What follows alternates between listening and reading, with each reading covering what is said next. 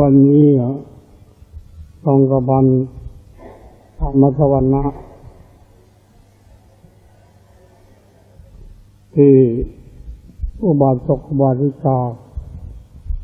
บางคนได้สมาธิเป็นของที่ดีเป็นสิ่งที่สำคัญเพราะว่าเมื่อเรารักษาศีลมากขึ้นเราก็ระมัดระวังกายวาจามากขึ้นก็เป็นการเพิ่มบุญกุศลให้เรามากขึ้นนี่เป็นสิ่งที่ติดตามกันมาอันการที่รักษาศีลอุโบสถและเพ่งตัวไปต่างๆนานาว่าทนหิวไม่ได้บางอะไรบ้างเหล่านี้เป็นสิ่งไม่จริงข้าวที่บวชมาเมื่อแรกๆมันหิวใน 4-5 วันแรกมันนึกถึงอยู่พอตกบ่ายแล้วมันนึกถึงการที่นึกถึงนี่ก็เพราะเราคุ้นเคยกับการกินอาหารตอนเย็นมันติดเป็นนิสัยและจิตก็ยึดถืออยู่ที่จิตยึดถืออยู่นั่นนะมันเป็นอุปาทานทีนี้เมื่อจิตอุปาทานยึดถือสิ่งใดแล้วสิ่งนั้นกิเลสมันก็ได้โอกาสมันก็มากระตุ้นเตือนที่จิตให้นึกให้คิดอยู่เรื่อยจึงต้องหาสิ่งนั้นสิ่งนี้มาช่วยเหลือพวกน้ำปานะน้ำส้มน้ำเป๊ปซี่กาแฟดำอะไรก็ตามหรือน้ำผลไม้มาแทรกมาช่วยแล้วก็ตัวอาจารย์เองทดลองมันดูฉันมันทุกอย่างน้ำเป๊ปซี่น้ำส้มคั้นน้ำตาลสดน้ำตาลกรวดแล้วก็น้ำขิงไม่มีเมื่อตอนต้นไม่มีน้ำตาลทรายน้ำตาลอะไรกาแฟใส่น้ำตาลปี๊บกาแฟไม่มีเอารากหญ้าคาเอารากหญ้าไม่รากมาต้มก่อนแล้วก็ใส่น้ำตาลปี๊บก็ฉันมาแล้วทั้งนั้นแล้วก็ไอ้ที่ตอนนี้ไม่มีน้ำตาลก็ฉันแล้วเหมือนกันมีแต่กาแฟอยู่สององค์กับท่านอาจารย์นี่เคยอ่านพบในหนังสือพิมพ์ว่าพวกญี่ปุ่นที่มันทำการประมงนั่นไอ้พวกนี้ไม่กินกาแฟใส่น้ำตาลกินกาแฟใส่เกลือกาแฟดำแล้วก็ลองดูว่าพอทรงยังเผ็ดอยู่จนเดี๋ยวนี้แหละเอาไม่เอาคือว่ามันชอบคนไอ้กาแฟใส่เกลือพอฉันกันไปแล้ว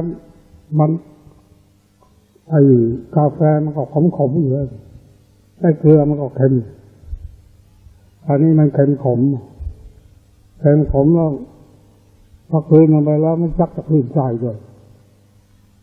แต่เป็นผู้เสนอขึ้นเพราะขืนฉันกันหมดถ้วยแก้วจะทำรักให้ได้แล้วที่มันขันฉันนั้นที่ท่านอาจารย์ท่านติดทีเดียวท่านก็วางไม่เอาอีกคือไม่เป็นรสชาติอะไรเลยอยู่แล้วนี่แล้วกันทดลองมาจนถึงเดี๋ยว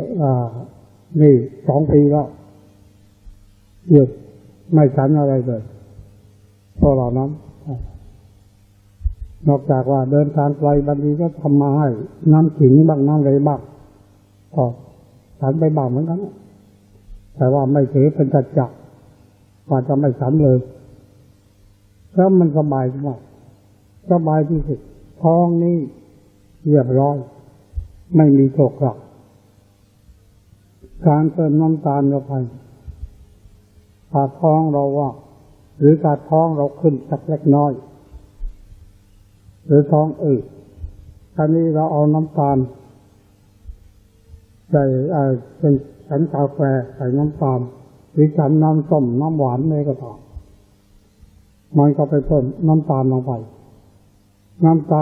ประกาศถึงลงไปถึงท้องมันก็ไปผสมกับไอ้ท้องที่เสียมันเป็นแก๊สกับมันกลายจะเป็นแอลกอฮอล์ทีนี้มันก็เอาใหญ่เยี่ยมันช่วยกันให้จุกให้เสียดกินได้แล้วการที่ไม่ทำอะไรเป็นดีที่สบายไม่มีภาระไม่เห็นว่ามันหิวตรงไหน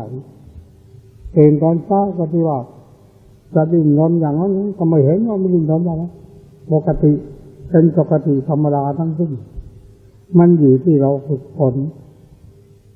ทีนี้ตอนได้ศีลข้อนันทวิกาลโภข้อนัจจคีตาวาดีตะตอนนี้ไอ้เครื่องประโคมดนตรีอันนี้สำคัญมากจับไปดีเลยคือจิตของเรานั้นมันชอบของเพราะของไพเราะและของหวานหูมันหวานที่ฟังเสียงดนตรีไพเราะมันจะต้องเงี่ยหูฟังถ้าเปิดวิทยุไปพบตรงที่เพลงแทนที่มันจะดีหรือเปิดพ้นไปมันจะต้องหยุดฟังสักนิดติดนึกได้ขึ้นมาก็หมุนต่อมันลึกมากอันนี้เรื่องดนตรีเรื่องเสียงนี่ลึกมากให้เราเข้าใจกันให้ดีเราต้องสลัดให้ได้เรื่องเสียงเพราะรูปรสกลิ่นเสียงโผฏฐัพพะเป็นกามคุณทั้งห้าเป็นพวกกามคือทำให้เราเกิดความใคร่ความรักความพอใจเป็นกิเลสถ้าเราไม่รู้เท่าบางคนอาจคิดเพียงว่าไม่มีใครอยู่ฟังสักเล็กน้อยก็ไม่เป็นไรเราฟังแล้วจิตมันเข้ากับกิเลสไปพวกเดียวกันนิดหน่อยไม่เป็นไรเราก็ว่างั้นไอ้นั่นแหละให้แสดงแต่ว่าเรามีความรักมีความอาลัยมันจึงเป็นเช่นนั้นเราจะต้องเป็นผู้มีความเด็ดเดี่ยวเด็ดขาดไม่มีอะไรเป็นอันขาดแล้วก็ตามความเป็นจริงตัวอาจารย์ความรักดนตรีนั้นยิ่งกว่าอะไรทั้งหมดตั้งแต่เล็กๆมาแล้วรักตั้งแต่ยังเล่นไม่เป็นจนมาฝึกหัดจนเล่นเป็นนายโรงเป็นหัวหน้าแล้วก็ไปที่ไหนได้ยินเสียงดนตรีต้องได้เข้าไปนั่งดูนั่งชมเขาอยู่นั่นจนเลิกกันแม้จะไปกรุงเทพเข้าไปในโบสถ์พระแก้วเขามีเครื่องมโหรีพอเข้าไปดูเขาแล้วก็จนกระทั่งในหลวงเสด็จมาไหว้พระแก้วพอไปดูมันชอบใจพอใจที่เราชอบใจพอใจนั่นแหละบั้นปลายของเราที่เราต่อสู้กับกิเลสอย่างอื่นชนะมาหมดสิ้นแล้วชนะได้แต่ไอ้ชนะเสียงนี่ได้เหมือนกันแต่ยังไม่เด็ดขาดมันยังอะไรอยู่คือมีความรักมีความอะไรมันอยู่ขนาดสุดท้ายคือว่าทำหมดสิ้นสำรวจถูกต้องแล้วเข้าอยู่ในวิโรธจนเพียงใจขึ้นแล้วก็ถอยออกเห็นว่าจบสิ้นอนุโมทนาด้วยมงคลจักรวาลน้อยคือสัพพพุทธานุภาเวนะจนจบเขาว่าของเขาเอง วจีสังขารเขาเปล่งเขาขึ้นมาเองโดยจิตของเราไม่ได้สั่งให้ว่าเพราะจิตตอนนั้นมีเป็นญาณล้วนๆสัญญาไม่มีแต่เขาว่าของเขาพอเดี๋ยวก็มีสติระลึกได้ว่าอ๋อนี่เป็นเรื่องของญาณเขาทำของเขาเองเป็นเรื่องภายในเขาทำกันเองเมื่อจบธรรมะจบสิ้นของการละสังโยชน์หมดสิ้นแล้วก็มีการอนุโมทนาตามแบบฉบับของพระพุทธศาสนาหรือของพระพุทธเจ้าเมื่อมีผู้มาทำบุญทำทานเสร็จแล้วก็มีการให้พรเสร็จแล้วก็มีการอนุโมทนาต่อจากพรพอนึกแค่นั้น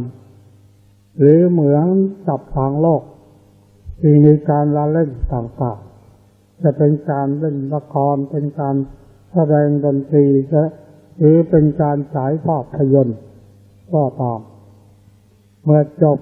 เรื่องของที่เขาแสดงนั้นสุดท้ายเขาก็จะต้องเป็นเพลงสรรเสริญพระบารมีเป็นการจบสิ้นปิดท้ายในธรรมะเมื่อจบสิ้นก็มีการอนุโมทนาเป็นอย่างนั้นความรู้สึกในขณะนั้นมาเปรียบกับโลกเช่นนั้นก็ไม่มีปัญหาอะไรทีนี้ที่มันติดอยู่นั่นขณะที่ว่าตัดและขาดและแต่เวลาถอยออกมาจะออกจากสมาธิทั้งหมด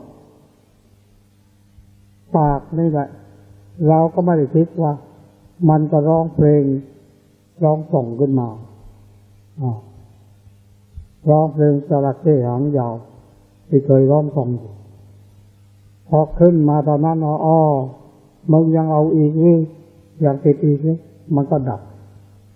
พอปัญญาเรารู้แล้วเราตัดแล้วเราไม่เอาแล้วไม่ใยดีแล้วตั้งแต่ตัดแล้วก็ตั้งแต่นั้นมาจนถึงบัดนี้ก็เป็นเวลา13 ปีแล้ว15 ปีแล้วเก่งมากไอ้ความอะไรเหล่านั้นไม่มีเลยเมื่อก่อนมันจิตมันนึกอยู่นิดๆมันเสียดายเรียกว่าอะไร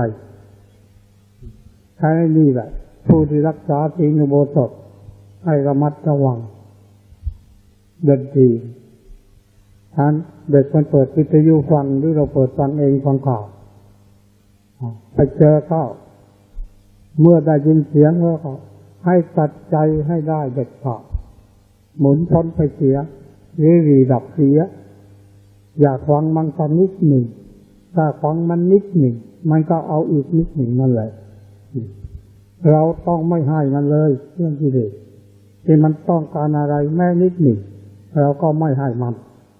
ถ้าเราให้มันก็หมายความว่าเรายังมีอะไร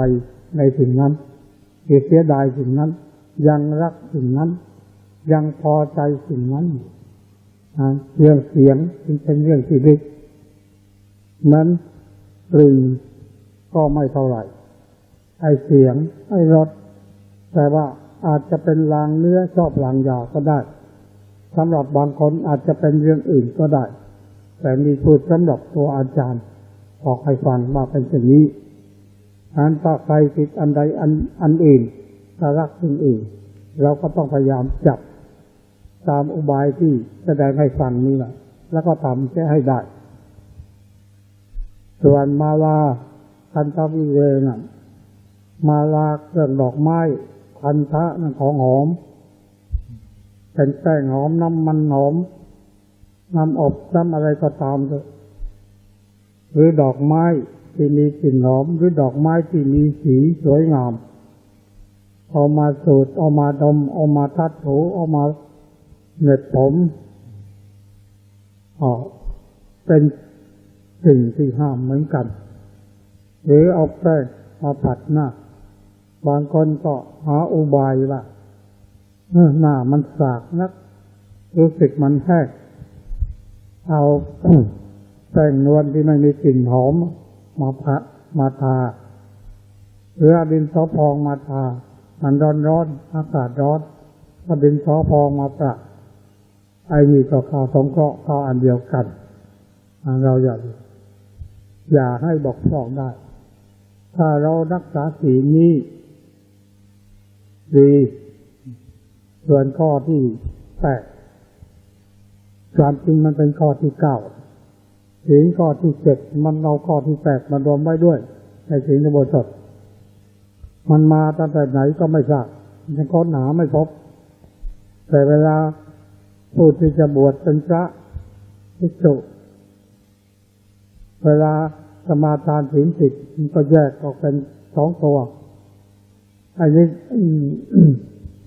นัดจากทีสาวาดีกาแค่ตัวหนึ่งมาลาคันทวิเลแค่ตัวหนึ่งแล้วก็อุจจาเป็นข้อที่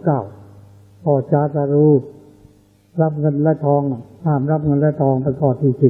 10แต่เวลาพวกที่รักษาศีลอุโบสถในแบบแผนของเขาเขียนไว้ก็เอามารวมมาเป็นข้อเดียวเสียตกลงผู้ที่ว่ารักษาศีล8มันก็คือศีล9นั่นเองแต่ว่าศีล9ไม่มีในบัญญัติรองบัญญัติว่าศีล8จะมีในสมัยพระพุทธเจ้ามาถึงบัดนี้หรือว่าพวกเกจิอาจารย์ต่างๆคือรวบรวมขึ้นแก้ไขขึ้นภายหลังยังไม่มีหลักฐานยังค้นไม่พบแต่เราก็ยึดถือเอาไว้เพราะว่าศีลมันมากขึ้นไม่ใช่ลดลงมันก็เป็นความดีของเราข้อ8กับข้อ9รวมเป็นข้อ8ข้อ9มาเป็นข้อ8ข้ออุจจาระนี่คนเราน่ะเมื่อยังไม่รักษาศีลอะไรก็ไม่เอาสักอย่างเขาเรียกว่าเป็นปุถุชนคือคนธรรมดาผู้ยังหนาแน่นด้วยกิเลสแต่นี้เมื่อเป็นผู้รักษาศีลแล้วรักษาศีลดีแล้วท่านเรียกว่าเป็นกัลยาณชนคือเป็นคนดีมีปัญญาคนรู้จักรักษาศีลเป็นคนดีเป็นคนมีปัญญาถ้าคนโง่นั้นรักษาไม่ได้ก็ไม่รู้ผิดถูกยังไงถ้าคนมีปัญญาก็ยอมรู้ว่านี่ผิดนี่ถูกนี่ทำให้ศีลเศร้าหมองไม่เอาไม่ทำมาเป็นกัลยาณชนเรียกว่าเป็นคนดีเป็นคนงามกายงามวาจาและงามใจทีนี้เมื่อปฏิบัติสูงจนถึงพระนิพพานได้จากศีลนี่แหละเราก็เป็นอริยชนเป็นคนที่สูงเป็นคนที่เลิศในโลกนี่เรา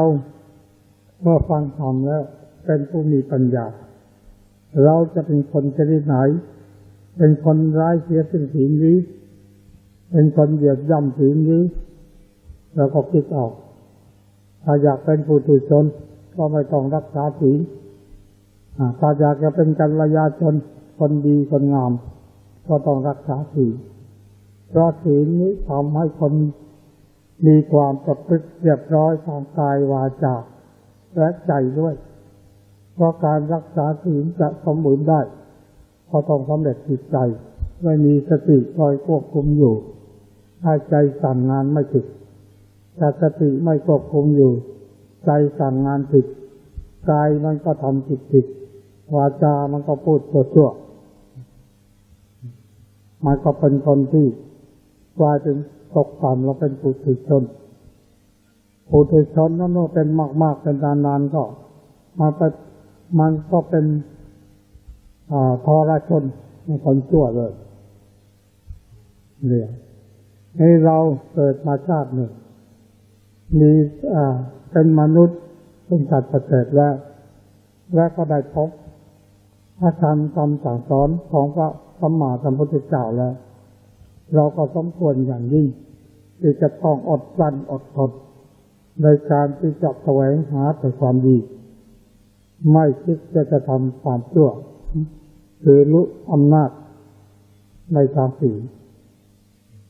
เราทำอย่างนี้ได้บุญกุศลให้เรามีความสุขขณะที่มีชีวิตอยู่ในชาตินี้ก็มีความสุข